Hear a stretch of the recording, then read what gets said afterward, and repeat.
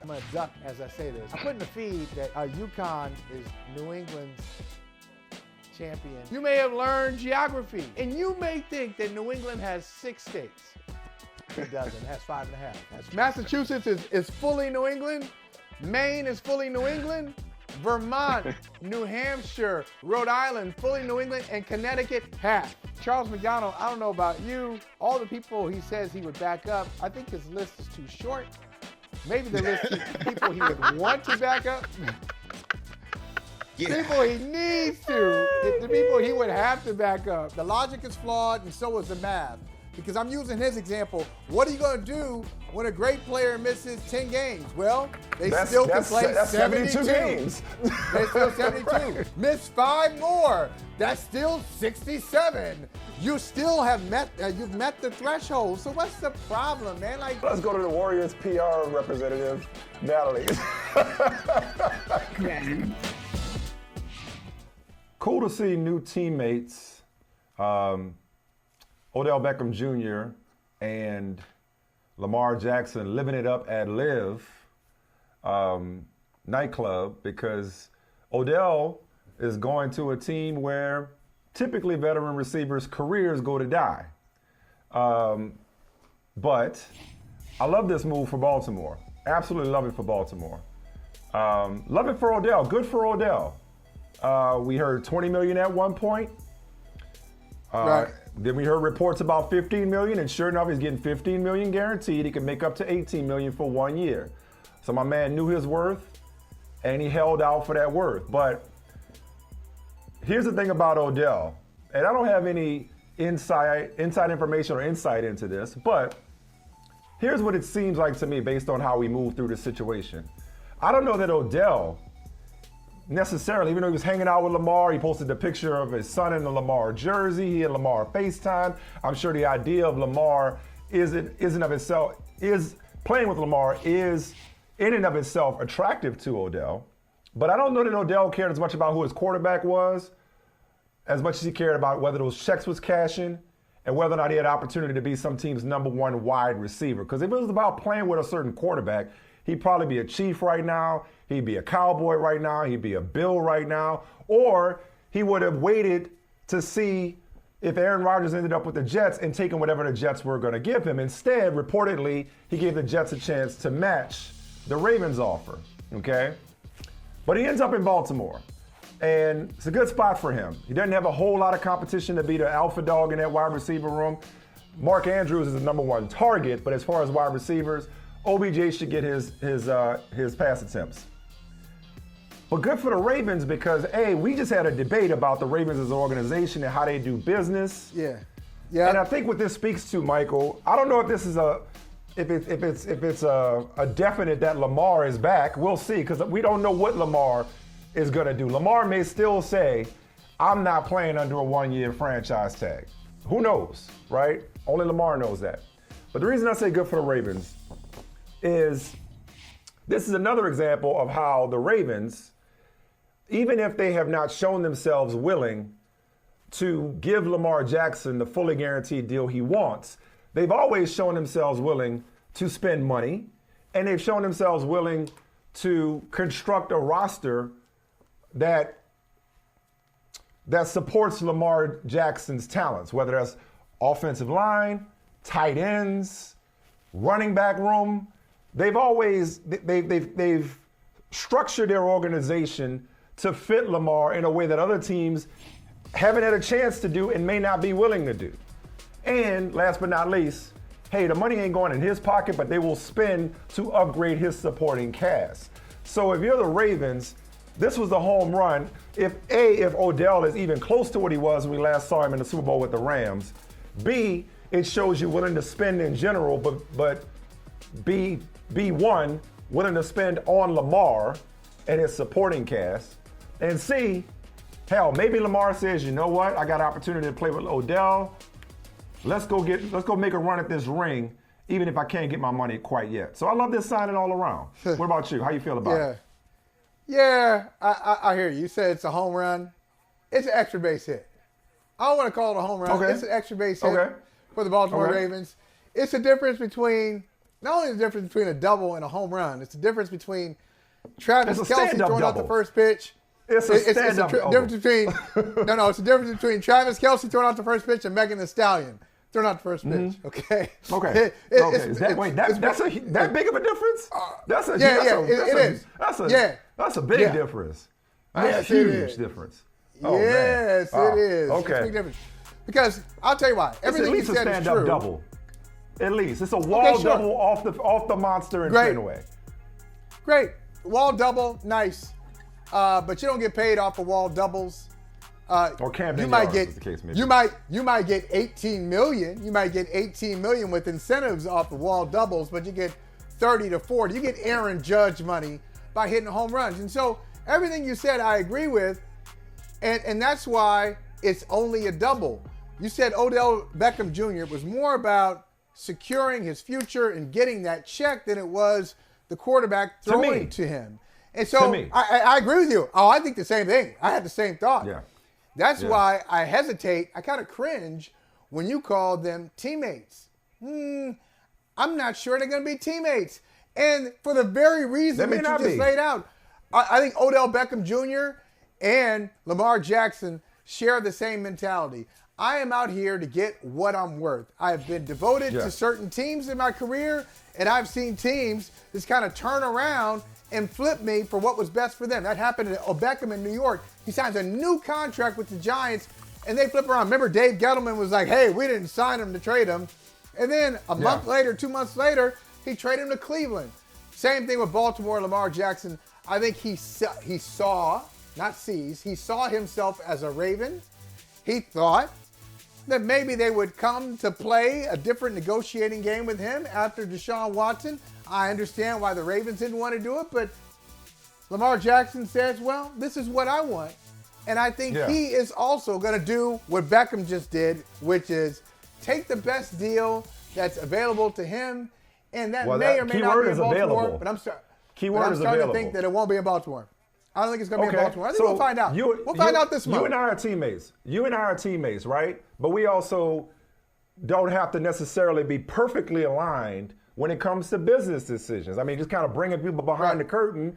When you and I went through our contract negotiations with NBC and Peacock, obviously you had yours, I had mine. We obviously communicated on it, but what each of us has to do for ourselves, we respect that. Like, hey man, handle your business, do what you got to do for you and your family, that, and the other, right? Likewise, I think they can be boys and hang out at Live and FaceTime and love each other. Love it. But they don't necessarily have to end up teammates. That's why I said we don't know what Lamar is going to do. I don't think Odell was going to Baltimore to only play with Lamar. He was going to Baltimore to get his money and to be the number one receiver for whoever is the quarterback. But playing with Lamar would be nice. But if you're the Ravens, you bring in Lamar's boy, you upgrade that receiver, which, ain't saying much, but you bring in a guy who, even though he's older, we believe if he's fully healed, can still be an impactful player at a position that is not a premium position.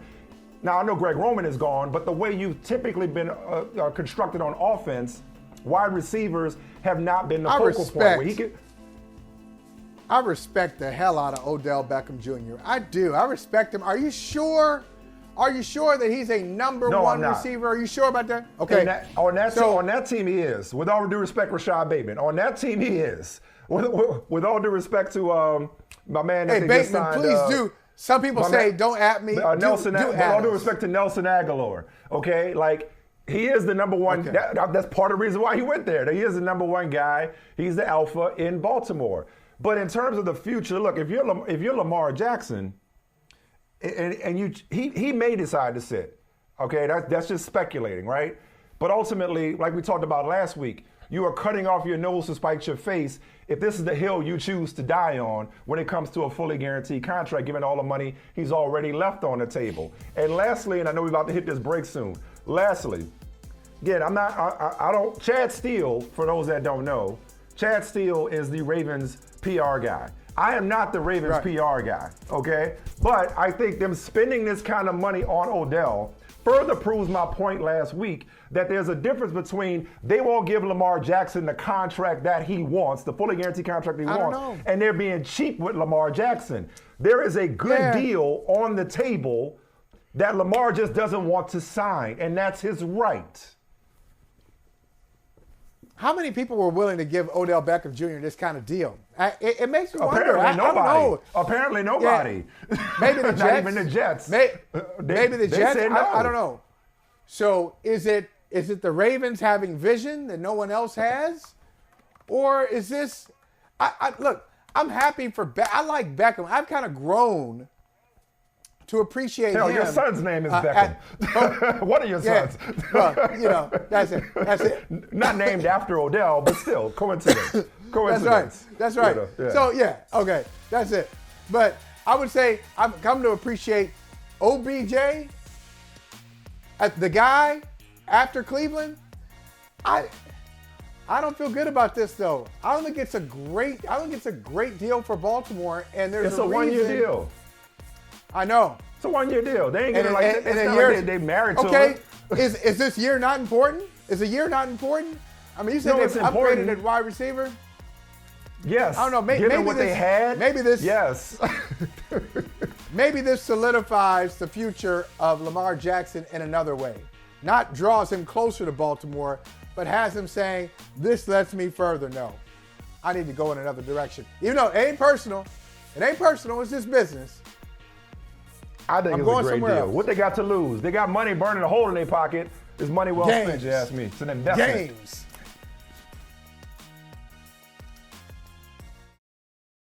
Luka, when we talked to Cuban the other day, he said, obviously they want to keep you forever, but essentially they have to earn your loyalty. How do you feel about kind of the direction this franchise is going and what needs to happen to make you comfortable that this can be a long-term fit for you? Yeah, I mean, I saw the report. I don't know who. Somebody said that I was going to address the trade. It was funny, because I didn't know that was true. I didn't say it. I didn't say it. I know. Be very clear. I don't know. Sources said it. No. To be very clear. I want to get this straight, because seriously, I want to get this straight. Never did I say, hey, Luka is indicating that you're going to request a trade. What I said is, if they don't get this right over the next year, there's a fear that you could come to them as Anthony Davis did in New Orleans, James Harden did in Houston, Kevin Durant just did in Brooklyn, and say, hey, if we don't have a chance to win a championship, something's got to change. I know what you're saying, but I'm happy here, so there's nothing to worry about. Natalie, what do you think of that exchange, and do you think there's really nothing to worry about for Mavs fans? I thought it was funny. I was blown away by the exchange, to be honest, because the person who reported it was basically like defending himself, and they're trying to like explain to him. I've never seen that before. Have you ever seen that before? I haven't. I have not. Yeah, I have not seen that. Let me be clear. I wasn't saying this. This is what I was saying. Oh, okay. Right. It was you. It's your story. Okay, I got you. Yeah. I mean, that's largely what blew me. Like, I just thought the exchange was wow. But I think Luka's being honest when he says that. Like, he wants to be there. I believe that in this moment, or in that moment when he said that's true. But he also earlier this year said he didn't feel joy, right? And he wasn't enjoying playing. So I guess the answer is, if the Mavs don't do something to address that and fix that, then I do think, their fans should be concerned, because our emotions are fluid, right? They change. So he could feel that at that moment, but that doesn't mean he'll always feel like that. So I don't think they can remain stagnant. Yeah, 100%. Because Michael, like, in fairness, the report was there's a fear within the organization that if they don't get their act together, he could ask for a trade. So that nothing that Luka said refutes what the rest of the organization may be feeling. And for that matter, as it is with all-stars, whether it's Giannis, whether it was with Anthony Davis for a while, I know everybody's circumstances are different, whether it still is with Dame, no matter how much he says, I'm 10 toes down in Portland, there's people around the league watching and waiting to pounce on any Dallas dysfunction, or at the mere idea that even though he's, a year into his extension, at the idea that Luka could be available. So there's smoke here. Luka might have tried to put out the fire, but there is a lot of smoke here because that's the nature of the game in 2023 is that most of these stars, most of them, doesn't mean that Luka is like everybody else, but most of these stars get restless really quickly. Yeah, They do. I mean, there's definitely smoke. And you know what? You know what else, Mike and Natalie? Look, most players will be crazy to tell you their true intentions from the podium. It very rarely happens. You know, Tim, They gotta tell you. as a matter of fact, Hey, yeah. You know what? Spot you bring on up in your you bring up an excellent point. Hey, you remember when they asked KD about Steve Kerr. This is after they got swept by Boston. Hey, you think there should be a coaching change? No. oh, about No, Steve it should be a Nash? coaching Yeah. change. Yeah. Yeah, you see what all the stuff he had to deal with. It was like a really tough. And then it was KD saying, and others, hey, he got to go. It's Right. either me or him. He's got to go. I mean, there are a lot of examples of guys saying James Harden. Remember James Harden responding to a report while he was in Brooklyn. Hey, I hear you want to be traded. Who said that? Did I say that? And unless you hear it from me, no. But behind the scenes, he was asking to be traded. I'm not saying that's Luka, but it's shocking. A guy, I still think he is one of the, five is, I'm going to stop with the top five. I'm going top eights now. I'm going rotations. What is this, MySpace? Top eight, right. Top- I'm going yeah. top eight. Top eight. Okay. It's safer. Five is It's just too. safer. Five is too complicated. All right. Okay. For a guy who's a top 8 player in the league, they didn't even make the play-in. Are you serious? They ain't make the From the play-in Western Conference tournament. Final. Wow. Well, Hey, so okay, so that's gotta mess with you a little bit. that brings me to the other night. Failure. Oh, okay, go ahead, Natalie. Go ahead. I was just saying, you have to view this season as a failure. I mean, you were just, like you said, in the Western yeah. Conference Finals, and now you're not. And I mean, it's interesting because Luka said that he wasn't aware of the plans to sit him and that Kyrie Yeah. wasn't playing. So that's also interesting because it's like, again, this goes to the whole rest thing. Like, are the players always on board with what the teams are planning, what the teams want to do? And we know why they want to not play. They don't think that their playoff chances are real. And so they're trying to, at this point, tank to get better odds in the draft. But the players are not always on board with that. Kyrie also didn't do like his exit interviews. So it'll be interesting to see what happens there. But Luka did indicate that he still wants to play with Kyrie. Did either of you guys have an issue with the Mavericks pulled? And by pulled, I mean pulling Luka and pulling Kyrie and pulling anybody that was worth a damn when they still had mathematically playing chances. I did not. Listen, first of all, I go back to the Sixers. I was always a trust the process guy. I am the only person who's more about the tank than me is Master P. Like I've always been about tanking. I am always about the long term. I'm fascinated by it. I mean, like, because if you're the Mavericks, it's like you got to be realistic and you got to think long term. And if it means not giving up your pick to the Knicks, your top 10 protected pick to the Knicks, they absolutely did what needed to be done. But even if you disagree, Michael, but even if you disagree, I'll just say this last thing. The NBA, they can investigate all they want. This is clear as day. Ain't nothing to investigate. They had better not call themselves coming down on the Mavericks because everybody tanks. People have been tanking all season for Wembanyama. Tanking is as much a part of the NBA as the Jerry West logo. The Mavericks just did it in a new and more blatant way when they still have playoff chances. But everybody tanks. Everybody tanks. But that's why they make it on them. Y'all know this. I mean, I think Houston tanking? They're so young. Was Detroit tanking? They're so young. They won 17 games. Spurs probably started tanking when they traded. No, but Jazz weren't tanking. The Jazz weren't tanking. Many people they got rid of. Many people they got rid of. Into the season. Were competitive. They were competitive. They were actually they were going at it. It's the perfect balance. This is like, you know what, the Mavs were like, you know, man, I ain't gonna holler at her. Everybody else talking to her. Then at the last minute, right before she about to leave the party, hey, what's up? Hey, wait, why you taking now? Wait a minute. Everybody else has been in on this. You taking at the last minute? You go shoot your shot now? Look, they were in it, and they just blatantly. It was a blatant tank. That's what the NBA's problem with it is. You can't do it like this. There's a right way to do it.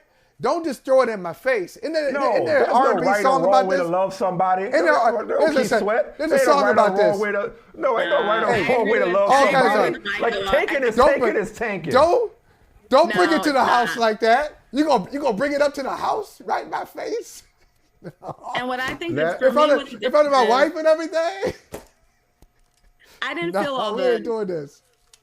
I didn't feel all the performative outrage that I saw happening over it, but the reason why I think it's whack personally is because at the end of the day, you still have Luka and you still have Kyrie Irving, who are two incredible postseason performers, and you never know what's going to happen. You're one player punching the wall and breaking his hand, or an injury or something away from like it changing for you and something opening up. So even though they were unlikely to go far or even actually make it, they had a chance. And so to me, you go for it because with those players in the postseason, under postseason circumstances where you get to game plan for the other team, they may have a chance to make a little run. And you just basically said, no, like that's not worth it to us. So I think that's whack. It doesn't seem like the players were on board with it, but from a business standpoint, totally get why they did it. Listen, the Blazers, they shut down Dame toward the end of the season, did they not? They weren't in contention though. They were not like there. They were like Point way is, under they were still helping that. But they were still. I don't agree with saying this team has a right to tank, but this team does not. Like you do what's best for your organization is all I'm saying. It may not have been as blatant or may not have been as much of a bad look for the points you just made, Natalie, on the part of the Blazers, but it's tanking nonetheless. Like there are different shades of tanking, but to me you can't come down on one organization but choosing to do what it felt was best for its organization when others do it all the time to varying degrees. This may have been an extreme degree, but tell me it's the last still time you tanking saw somebody nonetheless. do it. But I in think the you can final argue that week it's of the not best season. for their organization. Right. I'm sorry? Right. Tell me, give me an example of somebody who went for the big trade like the Mavericks did at the deadline. Right, and it blew They up go in their in, face. And then in the final week feels of the unprecedented. season, they No, tank. these circumstances I have feel never seen it. unprecedented. These never circumstances, seen but it's that. still tanking. It's still an organizational decision that they made. I don't know how you punish them, but don't start to investigate everybody else who's traded away players or sat players or shut players down or whatever it is that they do in order to improve their lottery odds or to keep their pick in this case from going to the Knicks. Natalie, go ahead.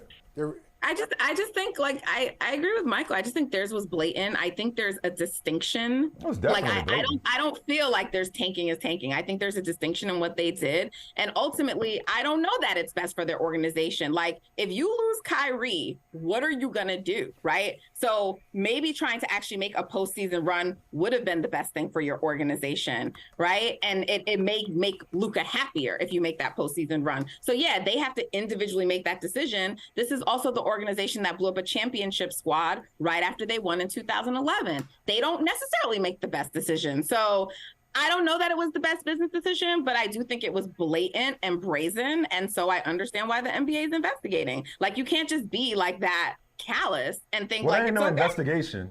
You ain't got to investigate it. We all know what it was. Like that should be a quick investigation. It's a matter of, you going to do something about it and you do something to deter people from doing this. All right, that's enough about teams that didn't make the playoffs. Now, let's get to one team that's in the playoffs, not in the play-in, and if you let them tell it, it's the Warriors Invitational is what this Western Conference playoffs is. Damn right. I would say we have to value the ball more, take great shots, and communicate on defense. We do those three things. I don't see a team who can beat us in a 7-game series when we're healthy. So if we do those three things going forward, I think we'll be in a great position to repeat. I was on a team that won 73 games, and we lost the final game of the season, and no one talks about that team.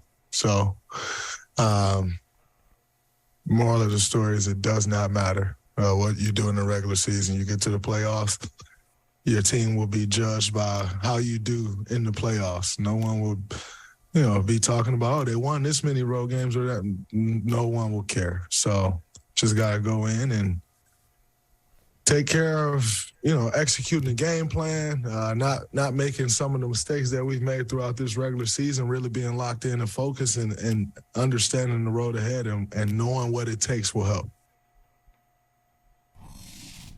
All right, Natalie, you can just relax. Like, we know where you stand on this. Yeah, you go ahead and do your little dance, your little happy dance. It's your time of year. It's Nat season.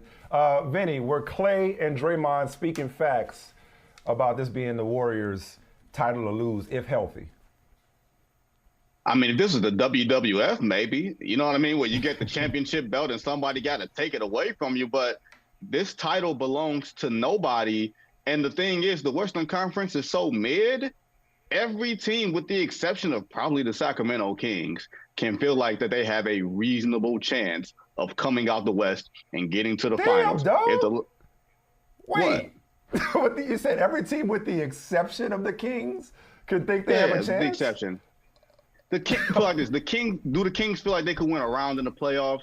Yeah, they probably feel like they can get out of a round, and that would conclude a successful season for them. But they didn't set out to be playing in June.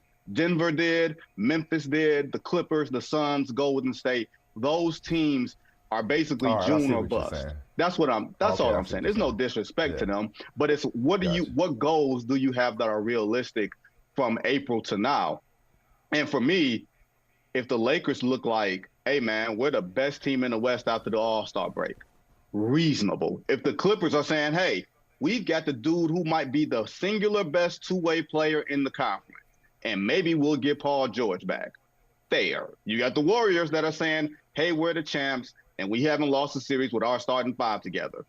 Fair. If you look at Denver and say, hey, we are healthy for the first time in 3 years, and we've got a two-time MVP and home court at altitude throughout the entire Western Conference playoff. Everybody has a case. It does not matter what the Warriors believe. They can look, I keep telling you all the time, I would like to believe I can go on a date with Kelly Rowland. What the hell does that do in real life? It doesn't mean anything. It just sounds nice to say. So if Clay and Draymond and Steph are all foolishly confident enough to believe that, I'm actually riding with them. And I'll say foolishly confident, because I mean, you got to be delusional to believe that a 44-win team is going to come out of the Western Conference, which means there's like 6 or 7 delusional-ass teams. If I were single, I'd ask. If I were single, I'd ask Kelly Rowland straight out. I'm just saying, I bet you ain't got no excuse. Just go ahead and ask. And that all woman she can is say married. is no. It's a happy home. I don't break up happy homes. Okay. That's a fair point. Now, let me ask you this. You're talking about Golden State, and Klay Thompson just said there, I don't see a team that could beat us 4 times in a 7-game series. Do you see a team that could beat the Warriors in the West in a 7-game series? And if so, who's that team? Or who are those teams? Yeah, the Golden State Warriors. Have you not seen their movies all season long? The way that they don't defend on the road, the way that they haven't taken care of the ball. Like, all of those things can happen. More teams get beat in the playoffs by themselves than they do by their opponent. And the Golden State Warriors, they have never historically been a team that doesn't beat itself. That's just what it is. They're a high volume team. They're a high ceiling team, but sometimes that floor can get really, really low. Now, if I'm Clay and I'm Draymond, absolutely I'm going to believe such things. Is there going to be a couple of bad matchups for them? Maybe, but if you're, like I said, the Lakers can think the same thing, but the Lakers haven't seen Anthony Davis and LeBron James healthy for 2 months long at a time. I'll tell you a team that I consider the favorite. It's the team that the Warriors, I don't think, wanted any parts of in the first round of the playoffs, and that's Kevin Durant and the Phoenix Suns.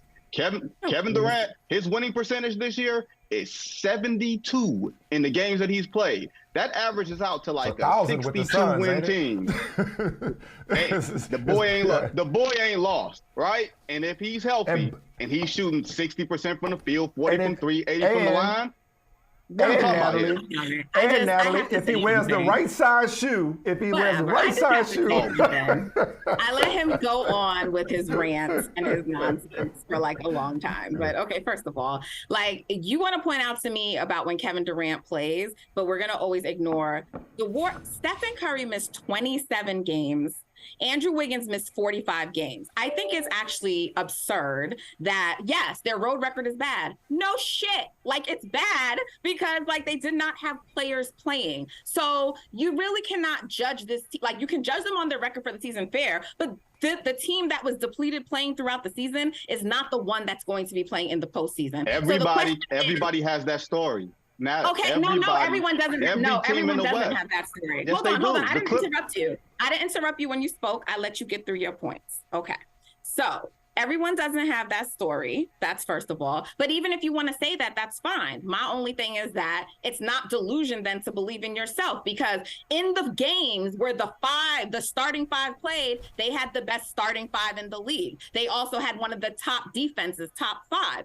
So we want to talk about when their starting five actually got to play, they were killing it. So they're not delusional to have that belief. So we'll just see what happens. Just like you noted, all the other teams should believe in themselves because of their circumstances, but shows to the Warriors, like harping on this road record when they didn't have one of the most important positions, the wing, there for more than half of the games is silly to me. It just makes no sense. So like Draymond said, no one gives a damn. No one's going to be talking about the road record. At the end of the day, they got to go out and produce now in the postseason. And the Warriors are the only current team who have a history of going on the road and winning a game in every series that they've played in. They are the only team that's together that has the history of doing that.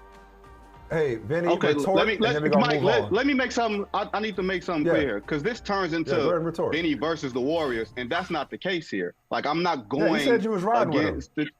I like she's addressing me as if I said I wouldn't pick them in a 7-game series. Like take it easy. You know what I mean? Like I'm saying literally. I literally said that every team in the West, to be a champion, you have to be ridiculously delusional and very lucky. That does not just singularly apply to the Golden State Warriors. It is incredibly hard to win a championship, let alone 4 or 5. So what I'm simply saying is every team in the West has been disjointed, has had to deal with injuries or other circumstances that has prevented them from being their full self for an extended period of time, along with having some level of fatal flaw that could prove to be their undoing. The Warriors are not alone in that, but they're not exempt from it either. So, hey, listen, here's what we learned from this, all right? That was very healthy. That was healthy disagreement. Sometimes teammates fight. You guys are teammates. Sometimes teammates fight, but they can keep their hands to themselves. They ain't got to throw weak-ass chest punches, on the sideline. Would you rather he punched them in the face? I would have rather he not punch him at all. But I'm saying he didn't want to hit him. That's exactly. That was not a real punch. He didn't want to hit him. He didn't want to. He just wanted to calm down. He just wanted to calm down. Or did he not know to throw hands? Having said that, he's been suspended, Rudy Gobert that is. He's been suspended for the play-in game. If they advance or if they have to play the second play-in game, he'll be back for that. But where does this team, this team generally seems to have some dysfunction around it, Vinny. These chemistry issues have been present all year. What does this mean for Minnesota, both in the short term and in the long term as it relates to Rudy Gobert's fit or lack thereof? I think it's going to cause some personnel moves that they were going to have to make regardless. Like, let's get one thing straight. Very rarely will you call someone that word and something positive happens in the immediate aftermath. I've been in plenty of situations where that word has been hurled around it, and in the immediate present future, absolutely, there was probably some furniture moving at that case. Yes. And Rudy Gobert, to his credit, if someone repeatedly calls you that, you might actually have to steal off on him. It was one of those things where he was going to be wrong no matter what he did. Because if he did nothing, his teammates would have looked at him and said, damn, maybe he really is. Right. it was a no-win situation there whatsoever. You definitely are damned if you do. You're damned if you do, damned if you don't. But you don't. You don't do that. You don't throw punches on the sideline, I don't know. We've all had personal experiences where we've had the chicken cross the road sort of situation where, man, if I do this, then it's going to be this. But if I don't do this, then and next thing you know, fisticuffs, or you hit somebody in the chest because you can't hit them in the face. You know what though? I gotta say, it's such a toxic thing. This is really a toxic thing for a man. Okay, can we be honest? Like, we all know what's up. We're all black men. Natalie, listen to us here, okay? And you know it too. Oh boy. You say this. No, really. I mean, you say that to a black man. That is triggering. That is a triggering comment to a brother. So I think they both should have been suspended because you put me in a position where I got to do something. Why are you doing that to you calling me out like that? What am I supposed to do? As you said, Vinny, if he doesn't do anything, his teammates are looking at him.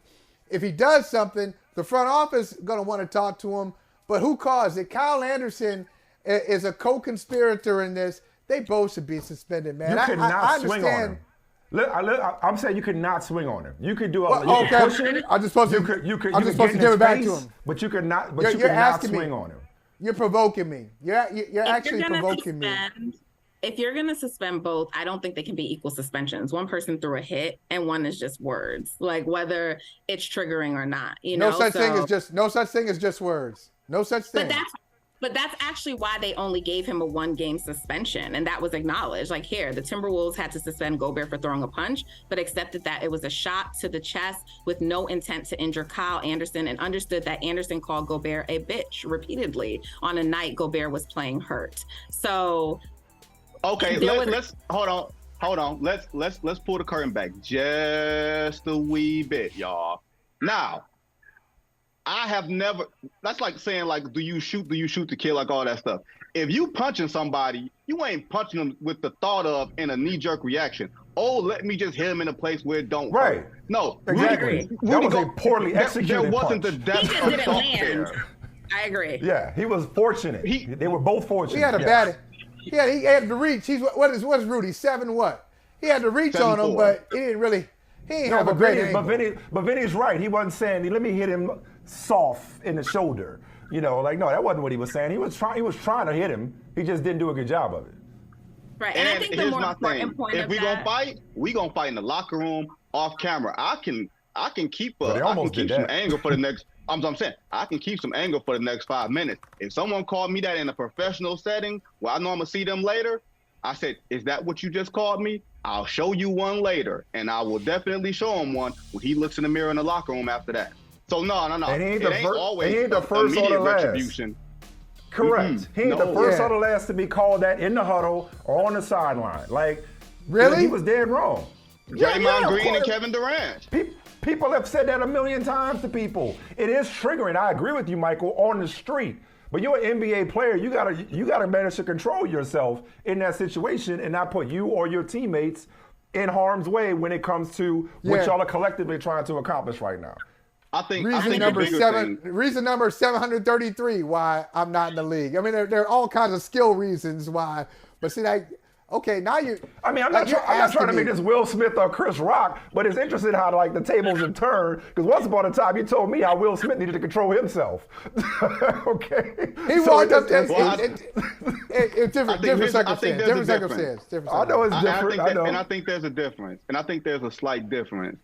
As far as us stepping back and looking at it from 30,000 feet, I looked at the reaction of his teammates compared to them not looking at Kyle Anderson when Kyle Anderson said it. Nobody looked up when Kyle Anderson said it and said, hey, Kyle, you out of line. So to me, this wasn't about a singular moment. This was about their respect or lack of respect for Rudy Gobert since he's become their teammate and how they responded when he was off the floor. So something you can look at that Chris Rock moment like purely in a vacuum. But in this moment in the team construct in game 82, representative of larger issues, once again, that's my favorite phrase from Power: fruit of a poisonous tree.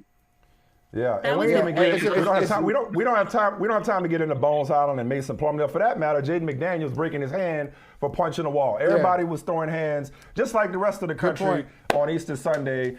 A lot of families were feuding. Hey, real quick, Vinny, though, we want to just get your take on the Mavs family drama before you leave, both in terms of Luka saying, hey, nothing to see here, I'm happy. But even, we had a little family squabble a minute ago about the NBA's investigation into the Mavericks' blatant tanking to protect their top 10 pick.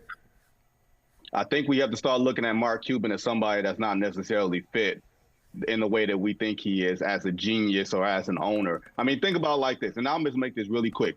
He talked about Jalen Brunson saying, hey, the problem started with Jalen Brunson when his family got involved. And then you go get Kyrie Irving, whose agent is his stepmother. Explain to me how that's going to work in the long run. Listen, it may not. Kyrie may be somebody else's issue. But what about the tanking, though? Real quick before we go to break. What about the tanking? I think it's an insult to the league. They have to investigate it just because of the way that the stakes played itself out. And if I'm the NBA, I'm taking a draft pick, period. That's what I'm doing. I'm going full David Stern. I'm taking a draft pick even if they wind up with it. Interesting. Hey, man. Everybody does it. They just don't always do it in plain sight like that. Hey, Vinny, we appreciate you. And thanks to you and Natalie for keeping your hands to yourselves on that Warriors conversation.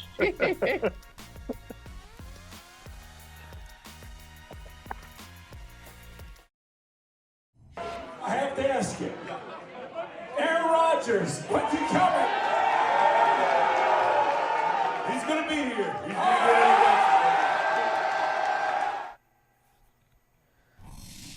We've been talking all show, Connor Rogers, about tanking in the NBA. Maybe we need to pivot to tampering. I mean, I ain't trying to be the popos of the fans here, but he's still technically under contract with the Packers. I don't know if Joe Douglas should be saying he's going to be here, but we think Aaron Rodgers is going to be in New York. But damn it, when, Connor? I mean, my understanding is, correct me if I'm wrong, they've dropped the protection in case he only plays 1 year. They were going back and forth on getting something back in 25. But now it's about whether it's a straight first-round pick in 2024.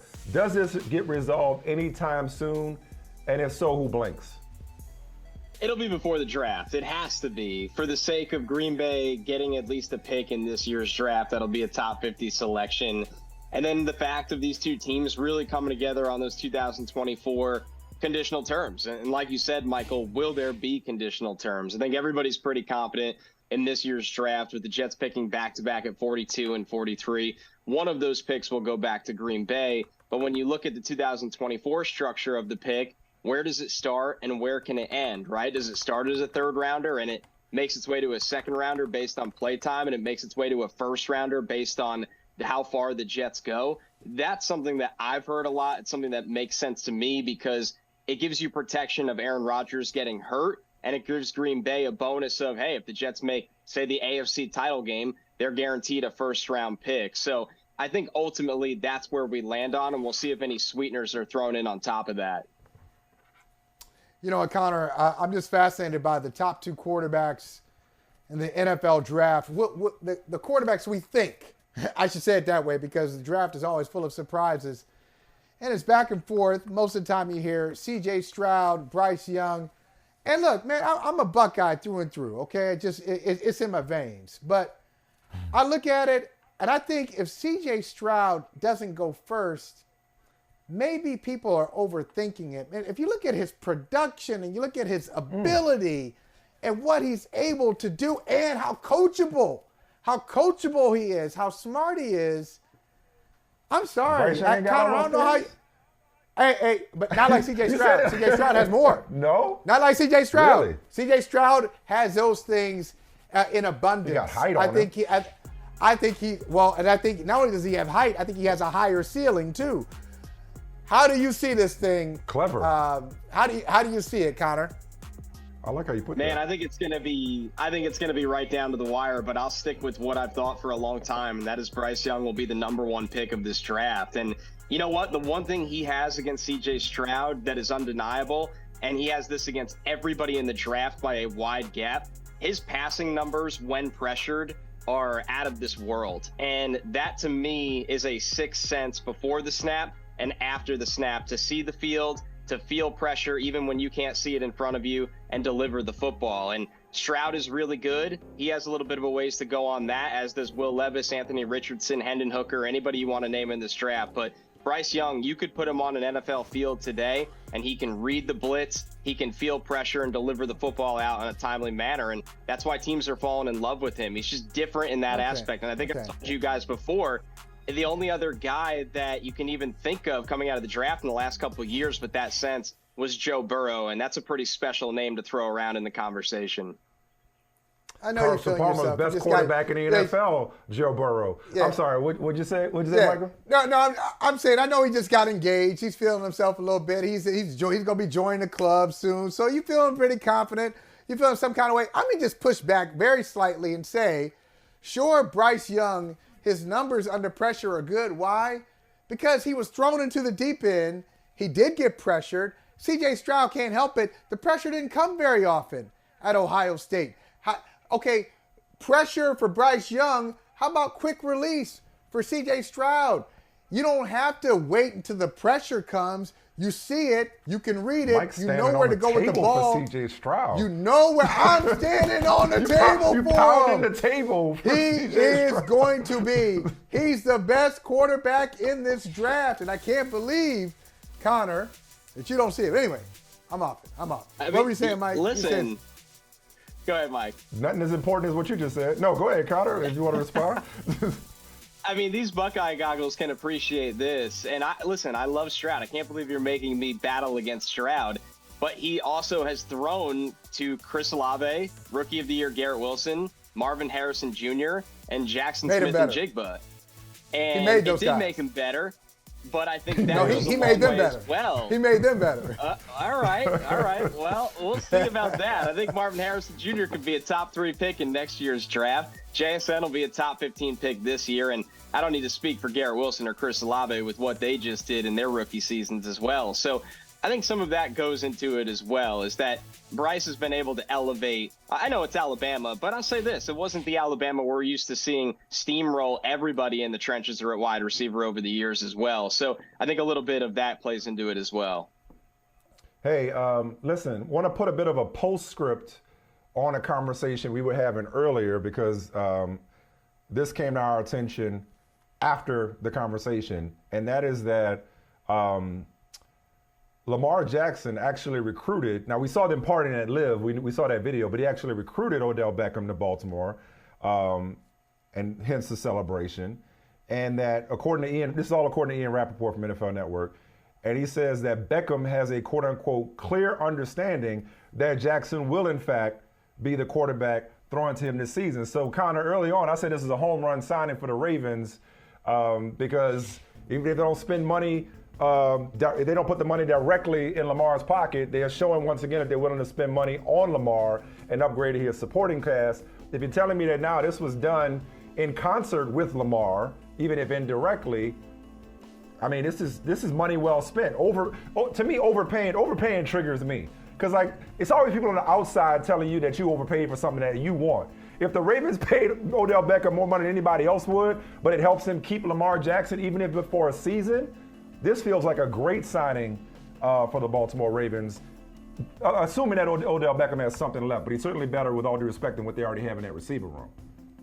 Yeah, and it doesn't pigeonhole them in this draft where they have to take a wide receiver at 22 anymore. And I think you could be reaching at a wide receiver at 22. So now you get an established veteran that seems hungry and ready to return. And finally, now you're showing your hand in a couple ways here, guys, for Lamar Jackson in the belief of him growing as a passer. You hired Todd Monken, who loves to air the ball out to all 3 levels of the field, notably the deepest part of the field. So he'll be calling plays, and he'll look to be a more pass-happy, explosive play caller. And then you go get Odell Beckham, who fits that identity as well. Now you got to find a way to keep Lamar Jackson happy financially. So I don't think he should play on that $32.5 million franchise tag number, whatever it is. If they need to find a short-term answer to get him on the field this year, then do it. But no, I don't. I think Lamar Jackson should be getting at least if you could find a Band-Aid deal here on both sides that allows Lamar to hit free agency in 2 years with no franchise tag limits, and he'll still be 28 years old. He'll have a ton of value, but the Ravens get a shot at a Super Bowl these next 2 years with him. I love it. Hey, Connor, real quick, I'm curious, how you feeling about our bet about Anthony Richardson? I know you still got him. You mock him at number 4. Michael. Oh, is that right? You never felt better? You seen all these Arizona trade rumors? Listen, I if know, Arizona moves out of 3, they want to. Who they coming up it's for? A team Who they coming up for?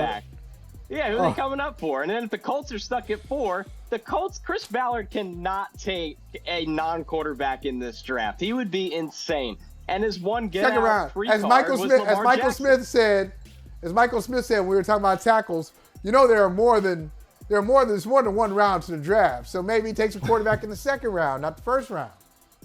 Yeah, the success rate on those has been really good over the years. You can count them on one hand, essentially, at this point. So, listen, they could do that. I don't even think Hendon Hooker makes it to the second round, by the way. He could sneak into the back end of the first. Really? So, you're getting into an ugly tier and once you get out of day one of this draft. So, I think we're getting quarterback in those top 4 picks.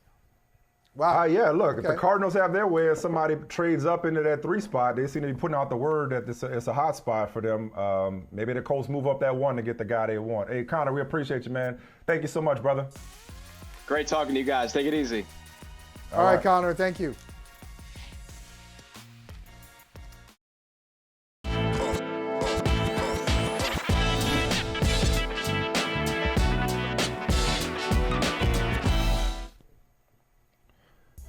Speaking of Lamar, I remember people thinking I was crazy.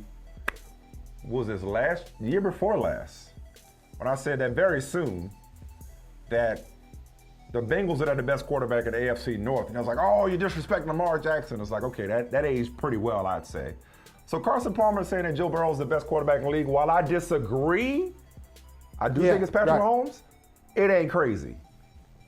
I disagree, and it is crazy. I'll tell you why it's crazy. His logic was crazy. So he basically said, Joe Burrow is better because Burrow follows the script better than Patrick Mahomes. So, okay. All right, first of all, you're pandering. Stop pandering, Carson. You're talking to you were a Bengal. He's a Bengal. Well, that's not his way. You know what he told us in the Super Bowl? It's generally not, and he got a lot of fire over that. I don't know if this is like some fence mending going on, but that can't be your logic because Patrick Mahomes can freestyle. He's not consistent. He's anything but inconsistent. Look at his career. Patrick Mahomes is the most consistent thing going in the league.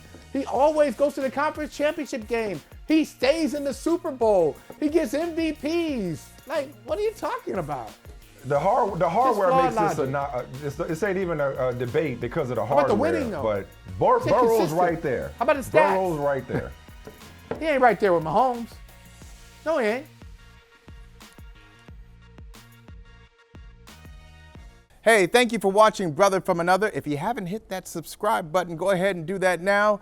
Don't forget you can catch us 3 to 4 weekdays on PeacockTV.com and on Sirius XM Channel 85.